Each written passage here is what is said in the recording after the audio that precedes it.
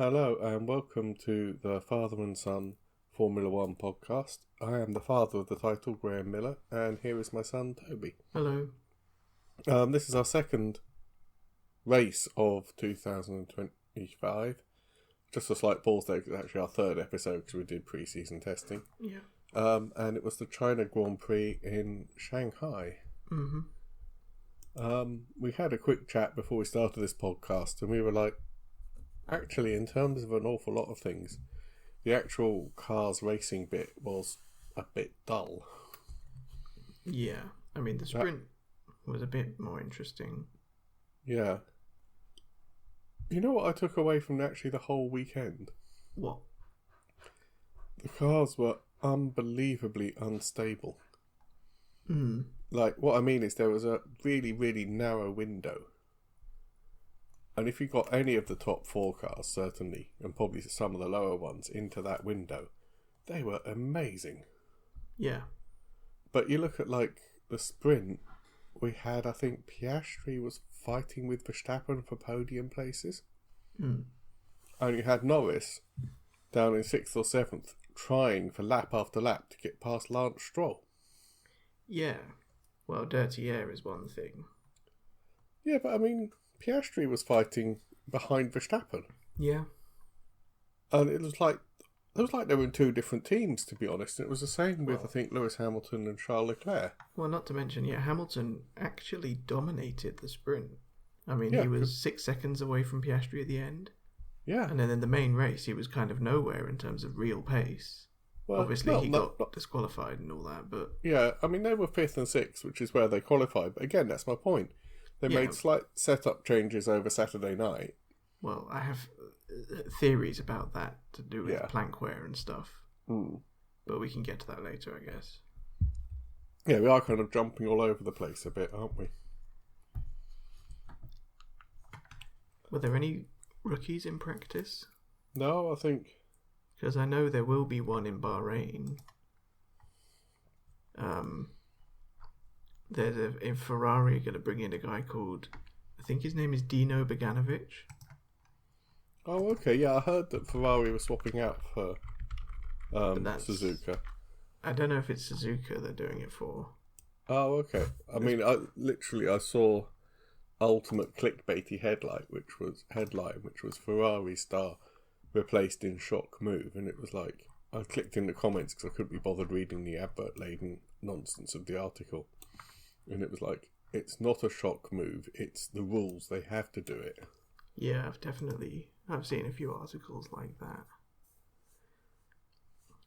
But Beganovic had only done 4 races in Formula 2 at the start of last year, but he already got a podium.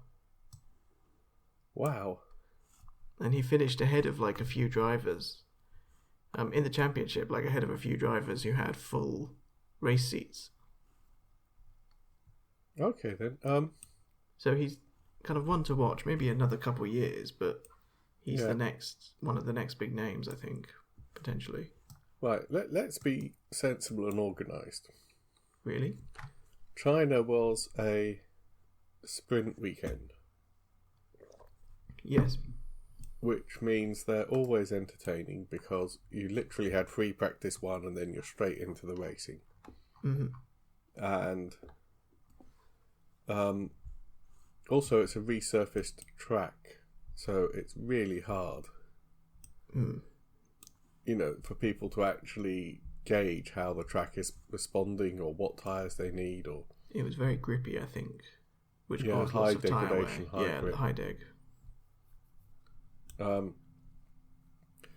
Also, because they only had one free practice session, and then they had a sprint qualifying, a sprint, and a qualifying before the race, none of the 20 drivers did any laps at all on the hard tyre before they got to the race. Which is kind of amazing, really, if you think about it.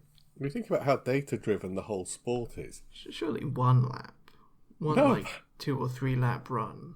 No, they just didn't have time. They wanted to dial in the softs and the mediums because that's where... I suppose maybe it's not a very overtakey track. No, and I think sprint qualifying has medium soft as compulsory tyres off the top of my head. Oh, so you think they didn't bring enough sets? Well, no, what I'm saying is that's one whole session where they couldn't. Yeah. Sprint, you're not going to go out for the sprint on hard tyres. That's just insanity. No. So then you're left with qualifying or FP1. Yeah, I suppose the majority of the sessions, you're not running the hards. It's only ever the race. Yeah, but it does seem a bit kind of insane. It is a bit silly in a way. I mean, I think we started with sprint weekends and everybody was a bit like, meh. But I think now this format of almost having sprint happening and then racing happening actually seems to really work because it makes things so kind of pressured on the teams. And I bet the mechanics hate it. Yeah. But it actually gives us really good racing with... Yeah, yeah, it is. I'm still kind of on the fence about it a little bit, I think. I mean, I know now that a sprint weekend won't be, over-simulated. Everything absolutely dialed in. I know that weird things will happen. Yeah, probably. I'm just flicking through free practice one. Nothing. I mean, Norris was surprising. pretty much fastest all weekend, to be honest, wasn't he? Yeah. And I think people are saying, like, the McLaren is maybe not at Red Bull 2023 levels. No. But it's kind of getting there as being the almost unbeatable car. Well, I think it's just, at the moment, it's the fastest car. It doesn't have to be absurdly dominant. I think it's just if with no other like weird circumstances, it will win. Yeah. But I think then it comes down to Norris. Is he actually got the sort of long-term fortitude to capitalise? Yeah. Yes, this is what I was saying about the weirdness of the whole weekend. You've got free practice one. Lewis was about 2/10 behind Leclerc. And then in qualifying, every session he was 2/10 ahead. So basically, he just made up 4/10 from FP1 to sprint qualifying. Well, in FP1 he did 32 ones. And then he was on 31 twos. Yeah, so he made up. And then 30.8. So what's that, like 1.2 seconds? Yeah. I think it could just be temperature. Yeah, I think temperature, track rubbering in, tiny little bit. Well, I mean, we saw somehow Leclerc with half a wing was actually faster than Hamilton. Yeah. Like I say, if the cars get into the window, they're incredible, but that window is so narrow. Yeah. And I know obviously we're going to talk about the Red Bull debacle. But I think that's a big part of it. I think, and I mean, there's conspiracy theories as to what Red Bull are actually doing. But if the second Red Bull isn't completely in the window, then it's kind of not surprising that it's undrivable. Especially given that it was almost undrivable last year, if you're not Verstappen. Yeah, I mean, you've got to bear in mind that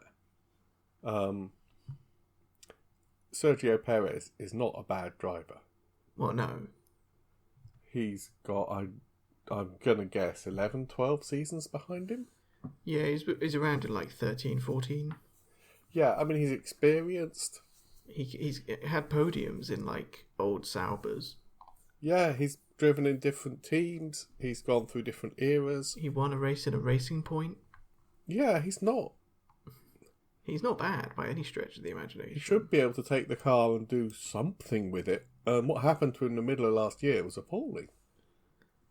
Yeah, well, the thing is, he got worse over time. That's probably just kind of psychology. Well, it's psychology, or it's the team trying to take the car in this even more max direction. I think it's a bit of both. But given that now, Lawson's jumped in and it's actually undrivable, like fully P20 in every session. Yeah. But I mean, back to Perez, could you imagine if he turned up to do a job And at the end of every week of your job, you just made a mess of things and you knew you could do better, but for whatever reason you couldn't. Yeah. Can you imagine what your state of mind would be after a year? You'd be like, oh God, it's time to go to work again. Well, maybe it'll work this time, but in my heart, I know I'm just going to stuff it up. Yeah. It would absolutely... And then you consider the fact, like you say, it's a high-pressure environment. Every time you talk to a journalist, they're like, oh, do you think you can last? Or are you going to get replaced? You're just... Yeah. Yeah, so Hamilton got it on pole. I was actually quite nervous for the start of the sprint. Yeah, because it was Ham and then Verstappen. And also, Piastri right behind Hamilton. Yeah. And we've seen how amazingly fast and aggressive Piastri can be on the start, even against his own teammate. Oh, yeah. So I thought having those three in the top three is a recipe for chaos, but it actually wasn't, was it? No, they were all quite chill. It all worked well. And I mean, even Russell back there in fifth. He can be a bit of a loose cannon if he's got it on him. Yeah. But it was all... I don't think there was a crash at the end, I think. There were no Jack DNFs. Doohan smash into someone. But I think they all got across the line, but Sainz had damage as well, I think, and had to pit. Yeah, I haven't seen any DNFs on it. I mean, to be honest, it was a fairly run-of-the-mill... It was more just, will Hamilton actually win? That sort of excitement. But he did, he just pulled it out. I think he got, was it 7 seconds? 6.8, yeah. Nearly 6.9. Yeah, which across 19 laps is pretty significant. Yeah, and then even Piastri was mental arithmetic, 3 seconds up the road from Verstappen. Yeah. And Russell and Leclerc were quite close, and then obviously a big old gap to Yuki Tsunoda. Yeah, but again, sticking the Racing Bulls up in 6th. Well, ahead of Antonelli and Norris. Yeah. Yeah. I'm going to cycle back because I'm looking at Antonelli now. Yeah. Obviously, the big news and the reason why actually we're doing this podcast 8 days after the race weekend, because we're all waiting to see what Red Bull will do. And after 2 races, they binned off Lawson and they put him back into the Racing Bulls and they promoted Tsunoda. But I saw one article about the contrasting management styles. Yeah. And in part, this is because Hamilton jumped ship with a whole season to go. Yes. Which I think could have really backfired because he had a whole season of going, well, I'm leaving. And he kind of sparked really early contract chaos with Sainz looking for a job and everything shuffling. Yeah. But what that did is it enabled Toto Wolff to pick Antonelli very early. And apparently, I didn't realise this, because he's not an existing driver, it didn't count. So Antonelli in 2024 did, I've heard 2 reports of 9 or 10,000 kilometres. Yeah. In testing previous cars. Yeah. I mean, that's probably more than all the races in 2024. I mean, I heard the number was compared to the amount of testing Hamilton did in a McLaren back in 2006. Yeah.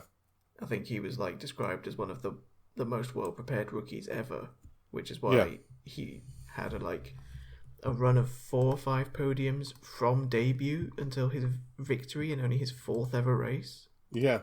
Something absolutely ridiculous. But obviously Wolff looked at that and went, this is how we do it. And then, after all that preparation, chucking him into a couple of free practice ones, getting him in for pre-season testing. Yeah. Toto Wolff actually said to the press, this is his establishment year. Yeah. We expect nothing this year except to learn the team, learn how the sport works. Because we've got new regulations coming out in 2026, our expectations on him this year are basically nothing. And you compare that to Lawson, who's had 11 races. Roughly how many kilometres is a race? 300. So, yeah, he's had 3,000 or 4,000 race kilometres. But that's all in RB. And that's over 2 years. Yeah.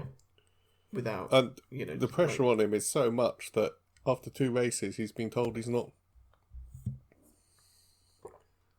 Yeah. And you can see it's paying off, because they said on one of the commentaries, nobody's really paying attention to Mercedes, but they are. They were tied with McLaren for the championship lead after Australia. Yeah. They're now a little bit adrift, but they're solid P2. Yeah, and they're not winning races. I mean, 3rd and 5th in the drivers. Obviously, it's a bit early in terms of points. Yeah. But yeah, no, I mean, it's solid. You look at the main qualifying. Yeah. I'm desperately trying to keep this going chronologically through the weekend. Yeah, the qualifying, yeah. And you had Russell 2nd and Antonelli 8th. Which again are solid positions. And actually everybody else in the constructors, Williams have got a new driver. Yeah. But I'm trying to think where the rookies are. The rookies are all fairly much lower down, aren't they? Well, the bottom 4 were rookies. It was Behrman, Doohan, Bortoletto, Lawson. Yeah. Hadjar got it up into 7th, which is actually pretty bloody impressive when you consider. Yeah. And then, yeah, it's just Antonelli and Hadjar in 7th and 8th are kind of the class of the field at that point. Yeah. Did you hear about Hadjar and Lewis Hamilton?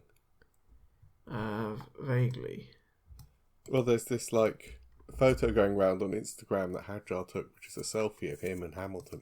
And apparently they were doing, I think it's the parade lap where they all sit on the back of a lorry and go around and wave at the fans. Oh yeah, driver's parade, yeah. Yeah, driver's parade. And Lewis saw Isaac looking at him at the side of his eye and kind of going, oh my God. And Lewis is aware that, he's been in the sport so long that a lot of the teenagers and 20-year-olds actually idolised him when they were 7 or 8 and had posters of him up on their walls. Yeah. So he actually went up to Isaac and put his arm around him and was kind of like, hi, how are you doing? And do you want to take a photo with me? Yeah. And he was like, I remember being in awe of being in the same place as Michael Schumacher and people like that. And he said, just enjoy it. You're never going to get your first race ever again. Yeah. And he says, take a photo with me, have a selfie. You've got to remember this moment. Yeah. Which is kind of nice, really, because I think people looked at it and went, oh my God, he's bothering the great Lewis Hamilton. But well, no, Hamilton also must know, that Hadjar, was a big fan of him when he was growing up. Yeah. So, and also they're like colleagues now. They're kind of on an equal footing. Yeah. Yeah, it's just trying to kind of settle things, really, isn't he? But yeah, as we said, we had I'm looking at the sprint grid. Yeah. The sprint grid, Ferrari were 1st and 4th. Yes. And then in qualifying, they went to 5th and 6th. Yeah. And they did admit they made setup changes overnight. Yeah. I do think that was probably the big thing, because as we now know, it seems like the plank wear on the Ferrari was very high, which has been a problem for them in the past. So the thought is that they raised the car's ride height slightly for the race to try and prevent plank wear, which weirdly wasn't enough in Hamilton's case. Yeah. Or maybe he sort of resisted it. But that made them slower. But because in the sprint, it's less kilometres, so it's less wear. Yeah. I don't know if they account for that in the how much wear there can be rules for a sprint, but that's I also have a feeling that a lot of the teams kind of expected a safety car. Yes. Because that would have been an easy 2-stop then, wouldn't it? It would have made it a 2-stop. It would have lowered the speed for a bit. Lowered fuel consumption. Which would have left them heavier at the end of the race. They could have changed Leclerc's wing even. Lowered tyre wear. But there's nothing really to suggest that China's a particularly chaotic track. I mean, it was a very... Alonso DNF'd. What happened? Did he just, like, break down, I think? I think his brakes caught on fire. It was just lap 4. I think he didn't brake and then slowed down for a bit. So no, I remember it. Somebody was following behind him. And they said, do you know Alonso's brakes are on fire? Yeah. And he came in, and actually after the race, he said it was actually terrifying because he didn't know if he was going to go into a corner and just spear straight ahead. But obviously you can't drop the speed too much because you'd be just as much of a danger. It's a bit of a leery situation, that. Yeah. But he did get it. He did get it into the pits. Yeah. Also, fun fact. Yeah. Do you know what position Alonso is in the Drivers' Championship? No. He doesn't have one. How come? He hasn't been classified in a race yet.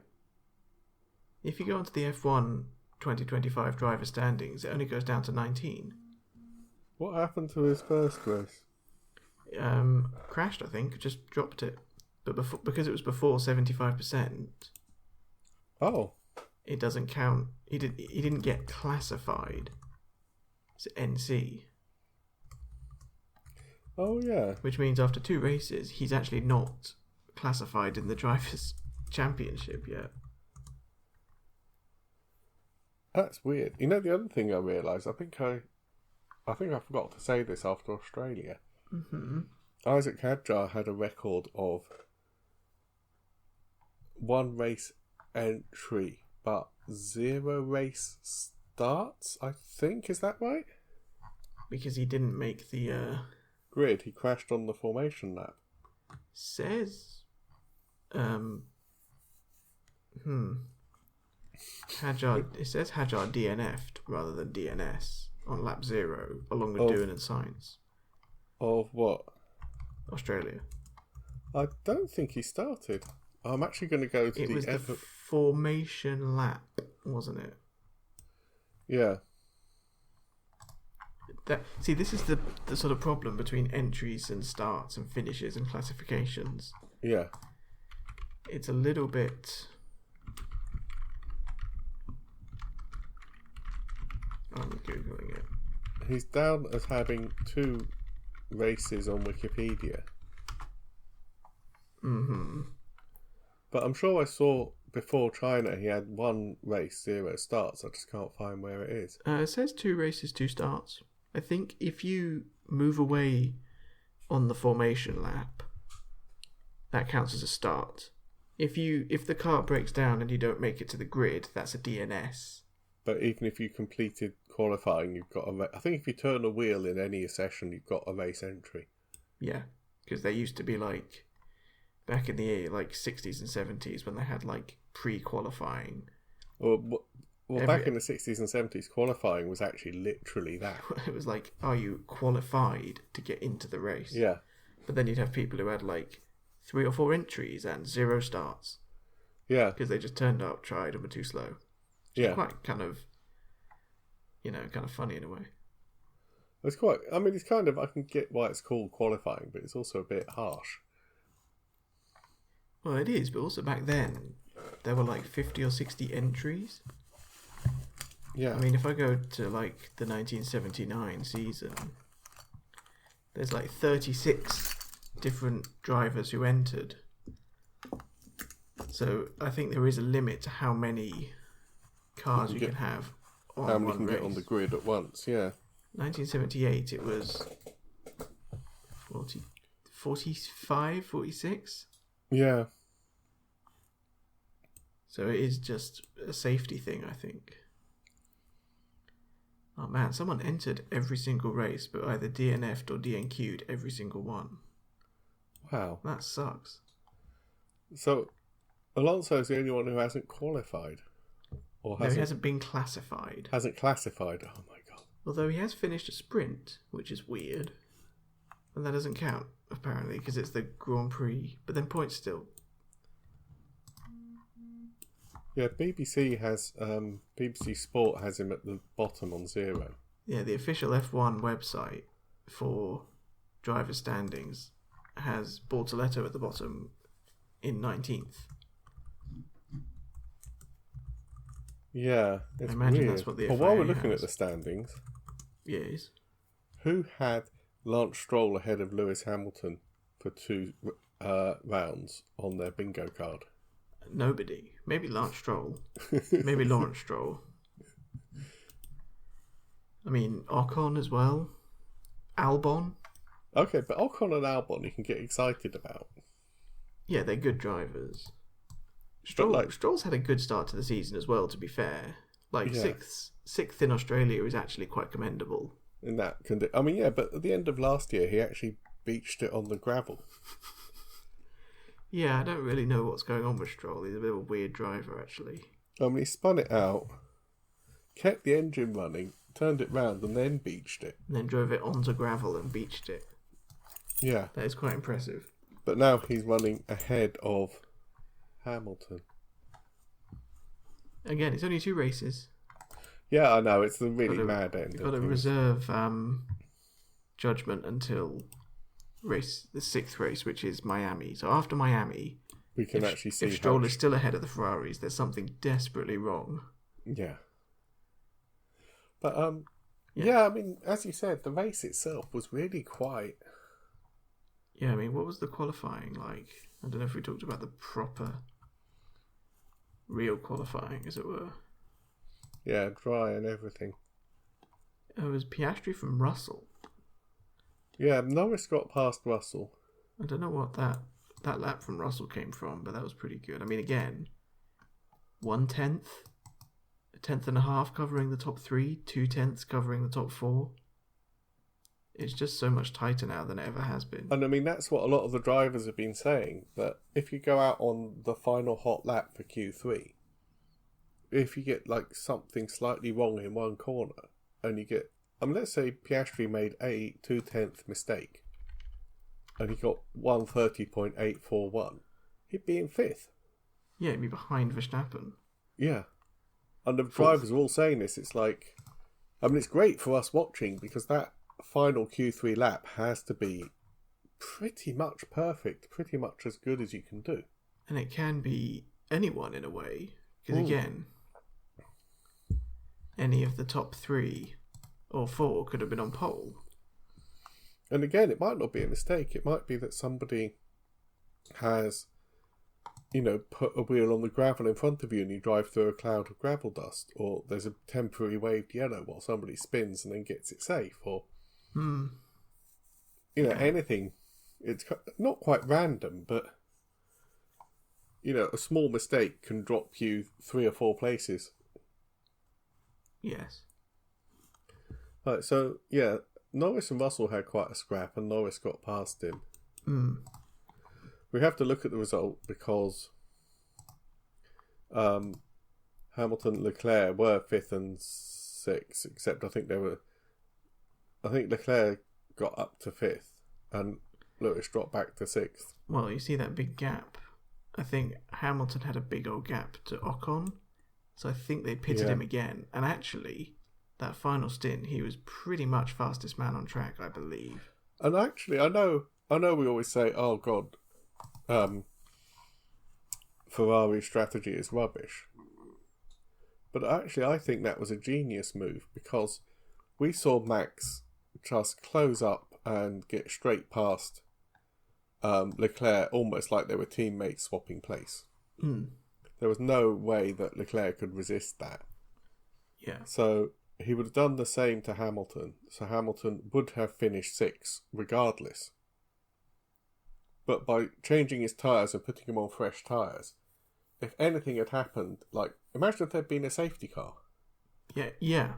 Everything would have concertinaed up and he'd have been on the freshest tyres and gone, hammer time, let's see how many I can pick up. Could have got a podium out of that, I reckon. Yeah.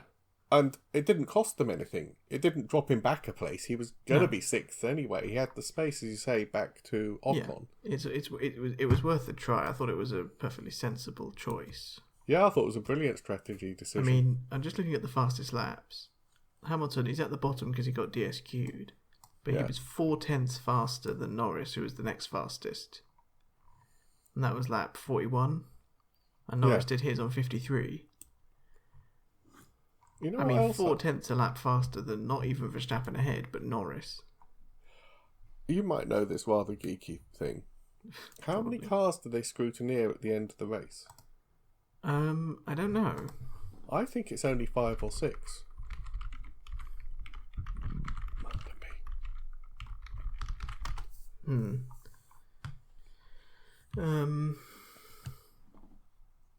Each check being carried out on a minimum of 4 cars. I just saw. Let me read this. Because what I'm thinking is, if they'd scrutineered, but let's say it's between 4 and 6 cars. But if Gasly and Hamilton were underweight, and Gasly and Leclerc were underweight, and Hamilton had excessive wear, that kind of implies that most of them must have been running really close to the limit. Yeah, I think at that point, I would be surprised if they didn't have the kind of discretion to scrutineer everybody else as like a precaution. Even if it's just like recheck the weight and recheck the... I mean, surely all the cars are weighed, right? I don't know, actually. I'm reading. But, I mean, my point is, you know, they ran an unexpected one-stop race. Nearly everybody did. The degradation was higher. There were no interruptions in high-speed running. I'd be quite surprised. I think most of them must have been really close to the wire. Yeah, I'm just looking. But while you're looking, I can't remember why, but I went on a bit of a rabbit hole about the 1988 season. Because in 1988, McLaren had Prost and Senna. And they set records that I think were only broken by Red Bull in 2023. In that they won nearly every race, I think all but one races of the season. Yeah. And the one they lost was the Italian Grand Prix. And Prost, this is why they call him the Professor, he came out with a misfire. And he was racing against Senna. And he thought, this is a theory, Prost hasn't confirmed it, but Prost reckoned he wouldn't make it to the end of the race. Yeah. So his early laps were too fast. Because he knew that Senna would try and match him and go as fast as him, so he could drop out with not enough fuel to finish the race, and then Senna would be cooked. Yeah. Because Senna had been trying to match him, so he'd burn through too much fuel early in the race and would either run out or lose pace at the end. Yeah. But, Prost retired with a misfire that developed into an engine failure. Senna, actually, it didn't come to pass because Senna was wiped out by a back marker. Yeah. And I can't remember who was driving, but it was a Ferrari 1-2. Gerhard Berger and Michele Alboreto. Yeah, it sounds about right. Yeah. But as we're talking about scrutineering, that reminded me, after the race, they checked the fuel and the weight on both Ferraris. Yeah. And guess what? Underweight? Well, the first 3 times they checked, they were underweight. Yes. And then the 4th time they checked, presumably because they didn't want to get lynched by the Italian crowd, they managed to just about scrape them up to the weight limit somehow. With an Italian boot on the scales, perhaps? Well, yeah. I mean, can you imagine it? If it was like... It was basically like 2023. Prost and Senna and McLaren were winning everything in sight. They were in Italy. Somehow they brought home a Ferrari 1-2 when they knew that nobody else was going to win all season. Yeah. Can you imagine when they walked out on the podium and said, "Oh yeah, we've just disqualified both Ferraris." Which would have made... Who would have won then? Eddie Cheever in Arrow's Megatron. Oh, obviously. Who would have finished... Oh, it would have been an Arrows 1-2, Eddie Cheever and Derek Warwick. You know, the dream team. Also, I can fairly safely predict we will be talking about the 1989 designed grandstand at Imola. After the fans burnt it to the ground in 1988. Yes. Was it Imola? Was it Monza? It was Monza. Was it Monza? It might have been Monza. You're going to make me look it up, aren't you? I'm looking it up. It was Monza. It was Monza. Yeah, we're going to be talking about the stand that was built in 1988 at Monza. Yeah, the 88 Monza riots. Yes. Like, as a national news item, not just at the track. I can kind of see why they did it, but it's a really interesting contrast to Mm. The current, like, oh, well, rules are rules, and if you're underweight, that's it. And Well, this was the first time in in F1 history that both Ferraris got disqualified. yeah, It's never happened before. no. So it nearly happened. That's what I'm saying. Anyway, I just thought that was interesting. I kind of look back at how things used to be, and the fact that the scrutineers had an awful lot of discretion to avoid riots, and yeah, also the fact that Prost was so amazingly calculating. Yeah.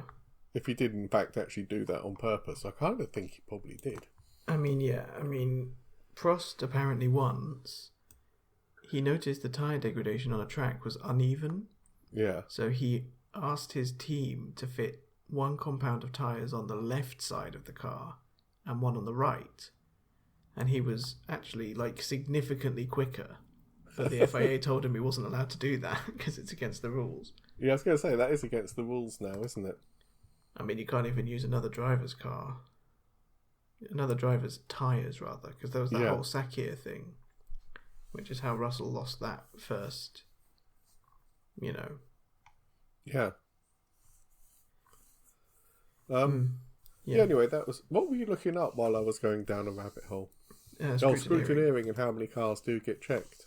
I think... Yeah. They just check a few random cars. So I think 4 is the minimum, and then they do a deep dive on one car.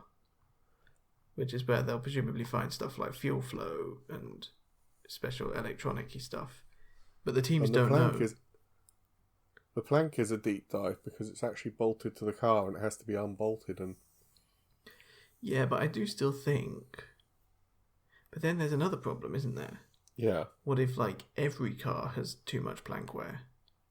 Well, quite. What if it's, 2 Saubers, an Alpine, and an RB are the only cars left in the entire race? Do you DQ everyone? Well, or do you go back and change the parameters and reinstate Hamilton? But then Hamilton cheated. Or his team cheated. Well, it's kind of like doping in the Tour de France. It's how many steps down the podium do you go? You've got rid of Lance Armstrong and whoever else. But if the whole peloton was cheating, then who wins? Well, quite. Or, I think they looked at 9 years in the Tour de France. So that's 27 podiums.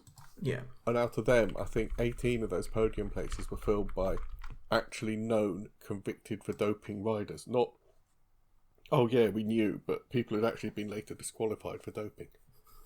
Yeah, I mean... So yeah, that's my point. Say they did 4 to 6 cars. Yeah. That's at least half of them were illegal. Yeah. And I think, like we say, given that it was all run at full speed with no safety cars, given that I think Verstappen cut over the grass to add weight to his tyres at the end. I think Leclerc did as well, ironically, because it didn't work. No. But yeah, I do. They all kind of do that. I mean, the engineers tell them get pickup on the way back. Yeah, extra they often rubber. go offline to get the marbles and stuff. Yeah. And again, it comes back to what we were saying at the beginning. They didn't run the hards, so they had no degradation data on the hards. And they switched to a one-stop, so they're running the hards for a long time with no data. Yeah. And it was a kilo under, so that's 250 grams per tyre. That's not a huge amount. It's within the realm of possibility for it to just be a pure miscalculation. Yeah. Well, it's hard to miscalculate when you've got no data to calculate with, really. No. It's just a lack of calculation. A bad guess. What it actually comes down to. Yeah. So shall we talk about the elephant in the room then? I'm trying to think if there's any other... Well, Jack Doohan hasn't been replaced by Colapinto yet. No. And he's probably quite grateful that everyone's not talking about that right now. Yeah. Or do you mean the news that Victor Martins has joined the Williams Driver Academy? Oh, yeah, definitely that. Yeah. Yeah, so after 2 races, Yuki Tsunoda is being swapped with Liam Lawson. Yeah. And apparently, in that interview will come back to haunt you move.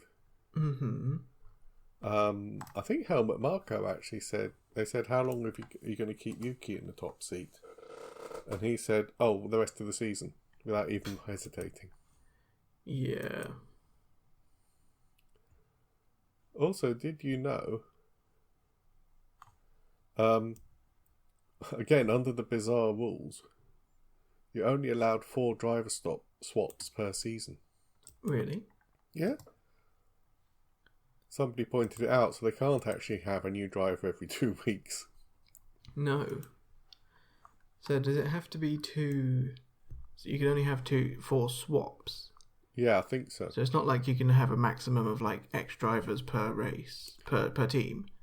It's something like that. I only saw it as a passing comment on quite a clickbaity article, but there is a limit of how many drivers a team can have, I think.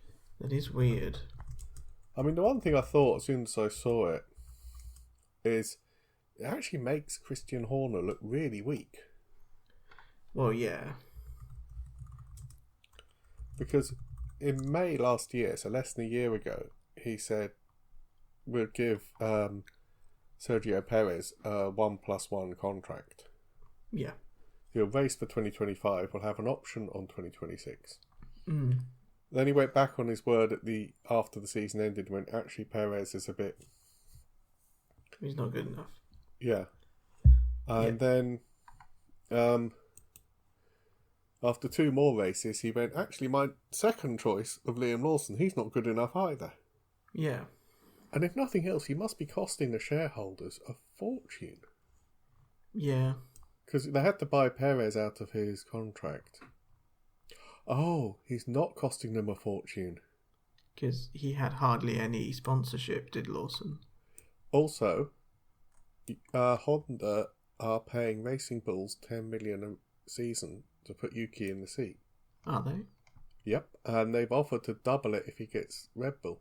Oh, I see. So he could actually stay there for the rest of the season.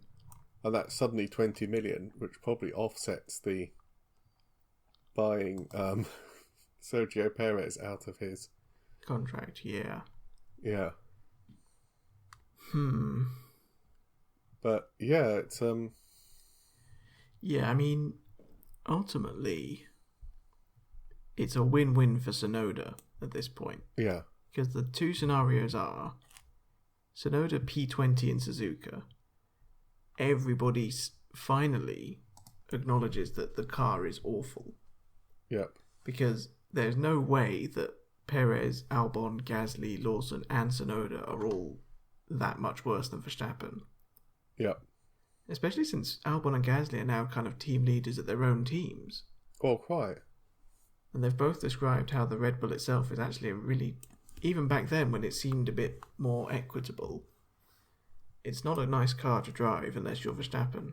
Well, I mean, we've been doing this for just over a year and we're always talking about, you know, the curse almost of the Red Bull second seat. Yeah, since Ricciardo left. Yeah. And even then he didn't like the environment, I think. Yeah, he's a very happy-go-lucky driver, isn't he? Yeah, but even he was starting to feel that pressure of being up against Verstappen. Yeah. And I think more so that the team were choosing Verstappen over him. Well, yeah. But yeah, you were saying with Tsunoda it's a win-win because you're right. Either he go straight to the back and it's like, well, if even Tsunoda can't cope. Yeah, then it's Red Bull have got to sort something out. On the other hand, he gets to make Red Bull debut at his home race, and even if he gets into Q3, he's almost like a national hero. It's a very low bar, isn't it? It's a low bar, but also it's basically nothing to lose and an awful lot to gain for Tsunoda. Yeah, he had a very Raikkonen-like response when they asked him. Yeah. I think before it all broke, they said, oh, if the chance arose, would you drive the Red Bull? And he said, sure, why not? It's a faster car.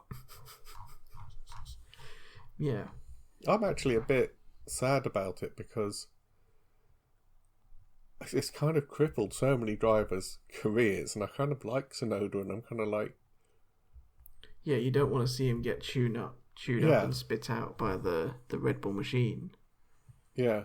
But I do think, given Honda is a strong backing, given that he's had so many races in Racing Bulls or whatever they were, to actually prove that he's not only quick but also quite consistent.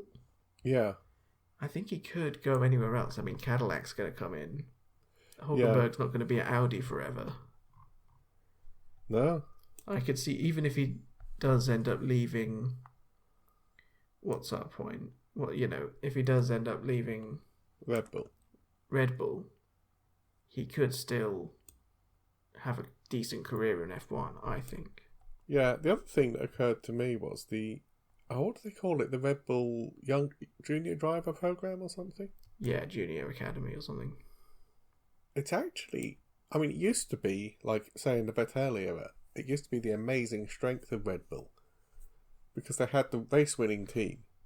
And then they had, I'm going to say AlphaTauri at the time? Toro Rosso back then. Toro Rosso. And that was this amazing factory that was producing really good drivers. Yeah. But again, we said last time, they've got 40% of the grid. There's 8 Red Bull drivers on the grid. Yeah. The only 2 who aren't rookies are still in the Red Bull program are Tsunoda and Verstappen.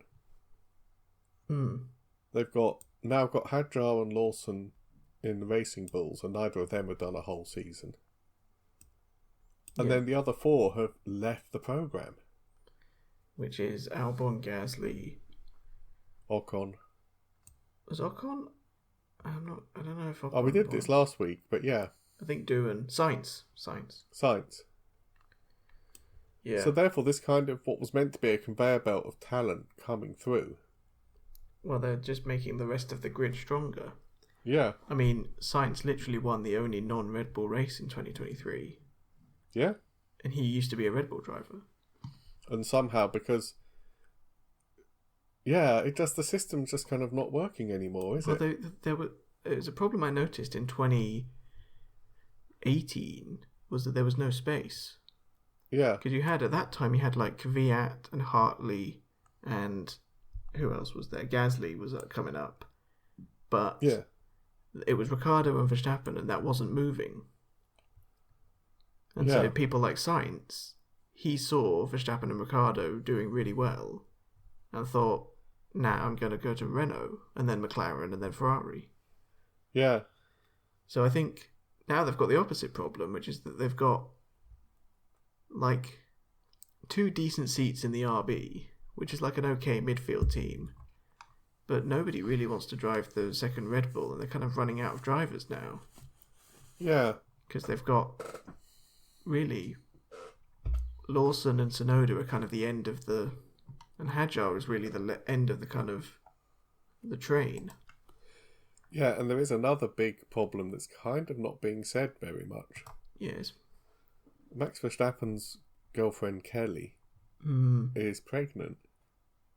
Yeah. He's always been a bit ambivalent. I mean, he loves racing, Max Verstappen. Yeah. But he's always been, there's a life beyond F1. I can't see myself... He said, I can't see myself doing this when I'm 40. Yeah. Referencing the Alonsos and the Hamiltons. Yes. And if the car isn't performing, which it isn't at the moment...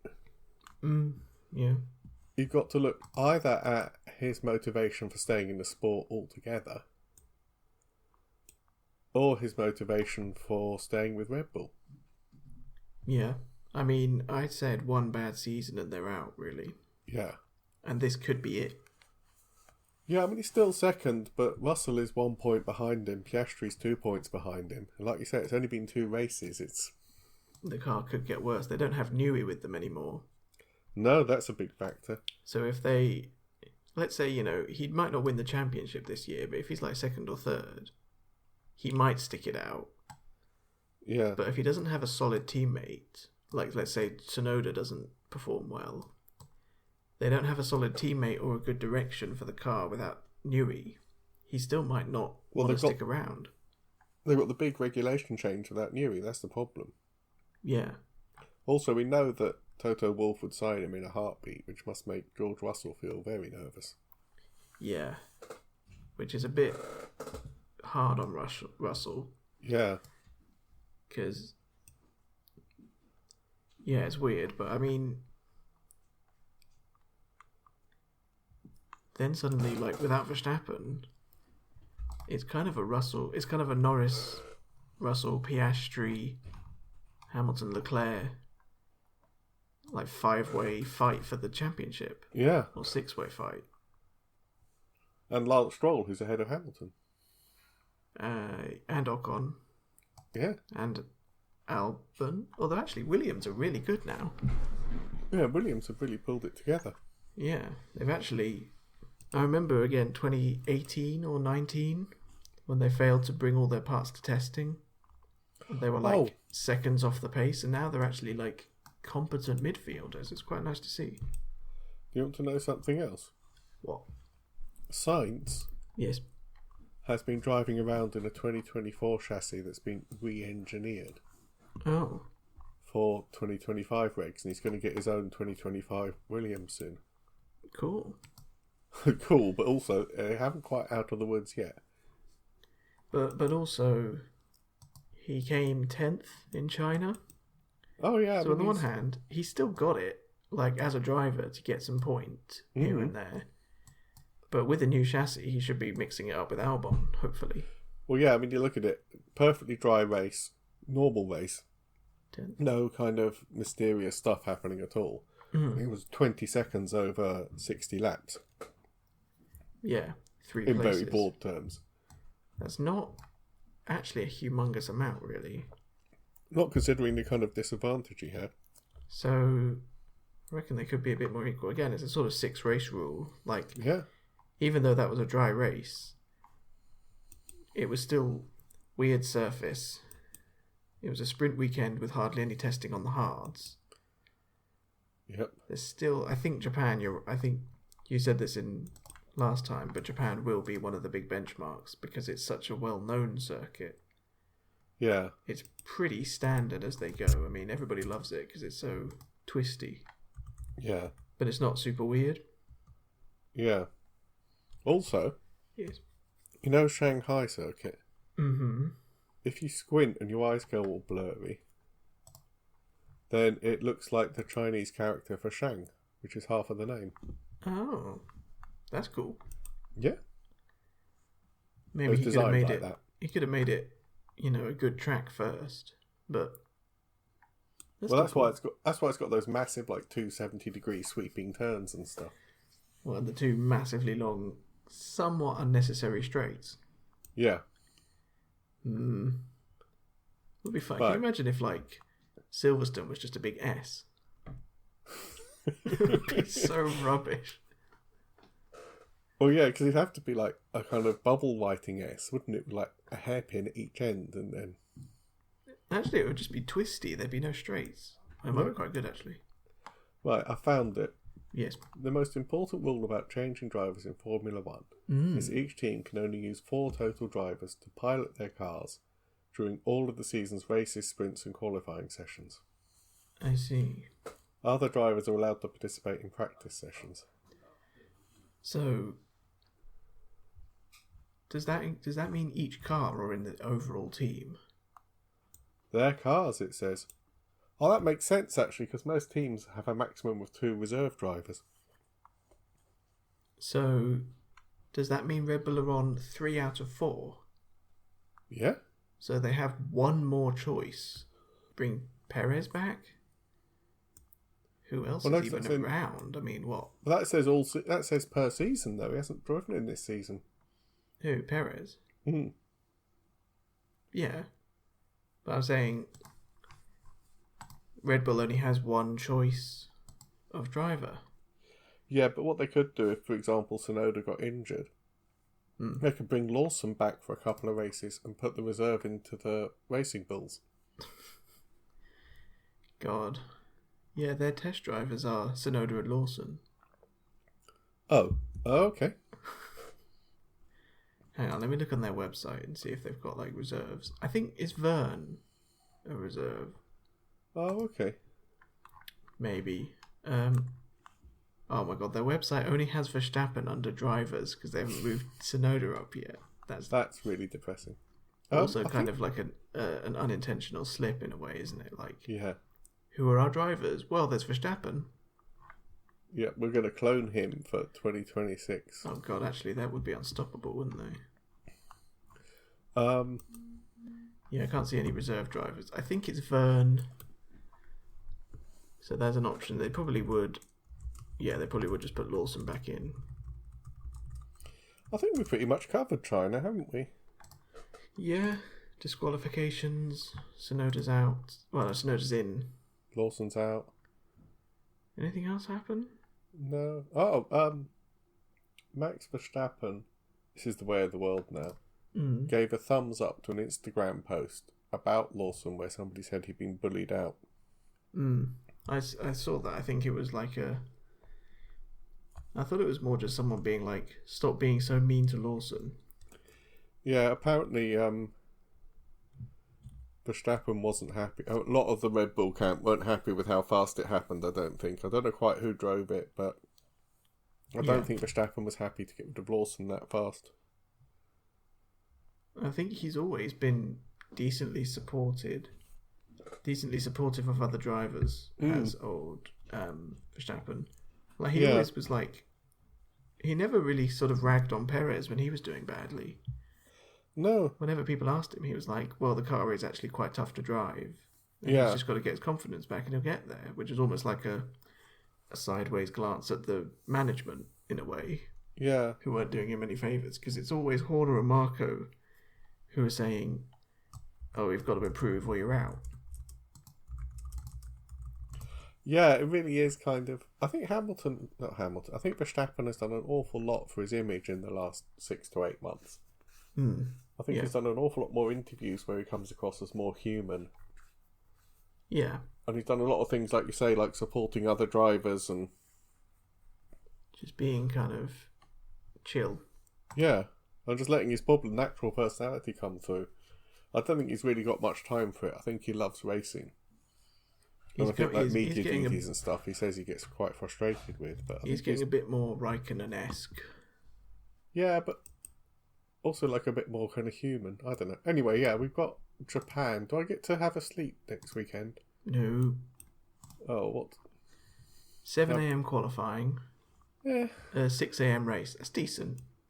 It's not middle of the night, but it's not brilliant. And it's no sprint, so it's all practice before then. All three practice ones are at 3:30 in the morning. Yeah, I'm not going to watch that. Free practice 2 is at 7.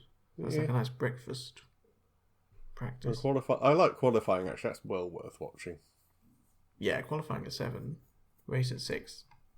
Yeah. I can live with that, because I usually get up at 6. Yeah, it's not an unreasonable amount of time to get up.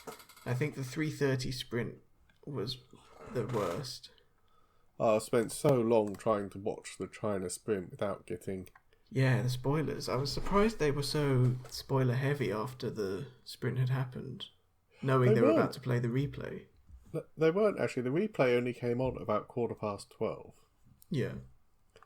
I watched the real qualifying and they said once, oh, this is quite surprising given that Lewis Hamilton won the sprint.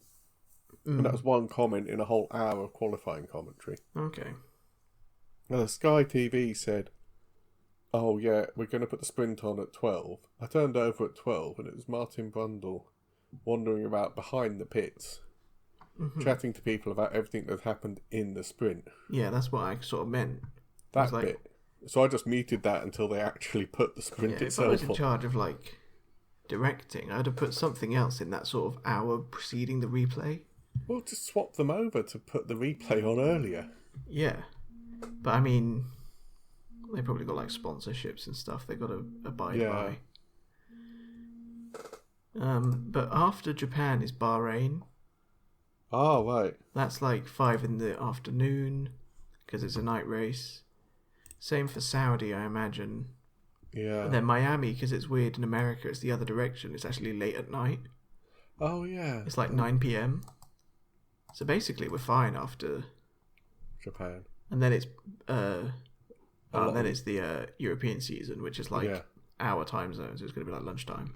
Oh yeah, Japan's weird because it used to be a season finale and now it's in the springtime because they're trying to shuffle the races around into time zones. They're not doing too bad a job, I'll be honest. I mean, Australia to China to Japan to Bahrain is not super illogical. No, I think they're trying to move Canada out of the middle of the European campaign and kind of failing. Well, the problem with Canada is that it's only probably viable for an F1 race certain months of the year, right? Yeah, and it's also a street circuit, isn't it? Yeah. Well, I think half, maybe. Yeah. But they couldn't do it like at the start of the year. Or, I mean... Yeah, during the sort of America's season starts in October. Yeah. They'd be really pushing their luck not to get a snow race, which I think would just be waved off. Yeah, it's kind of... I think. Anyway, yes, we've got Japan next week. Probably next year as well. Yeah. Yeah. And it's looking to be a good race. Like you say, it's kind of dry. Most people will be looking at Sonoda. Yeah, it'll be a nice fast circuit that everybody knows. Hopefully it is dry. I mean, Japan is a bit monsoony, isn't it? Yeah, actually, because it's now the spring, it can be wet, can't it? There was a few years ago they actually had to delay the qualifying by quite a bit. Yeah. Well, they delayed it till Sunday morning, didn't they? And everybody was saying, what results do they use if we don't have a qualifying session? I think they've actually now said they'll use championship results. They've actually kind of formalised it. Oh, that's interesting. Yeah. Stroll starting P6. Anyway, yeah. Yep. Anyway, so we'll talk to you in about a week's time after we've had the Japanese Grand Prix. Yeah, I think it's a triple header then, so we'll have to be a bit more on it, getting them. Yeah, well, hopefully there won't be any more big gossip like happened this week. Well, who knows? It's Formula One. Well, quite. It's always drama. Yeah. I've been Graham Miller. You've been Toby Miller. Yes. If you want a nice murder mystery book, look up Graham H. Miller. I'm on all the socials. Mm-hmm. Your YouTube channel, Official Tibby, is doing really well. Check that out if you like your gaming. Yep. And we'll talk to you in about a week or so. Mm-hmm. Yep. Bye. Goodbye.